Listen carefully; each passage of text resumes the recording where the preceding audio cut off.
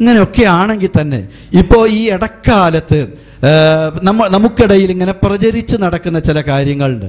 സോക്കട് വന്ന അപ്പോൾ മെഡിക്കൽ കോളേജിൽ, ഞാനിത് വെറുതെ പറയല്ല, അതിനുള്ള ഒരുപാട് നമുക്കിടയിൽ നടമാടിയിട്ടുള്ള സംഭവ വികാസങ്ങളിൽ ഏറ്റവും അവസാനം എന്നെ വേദനിപ്പിച്ച 2 സംഭവം ഞാൻ പറയട്ടെ.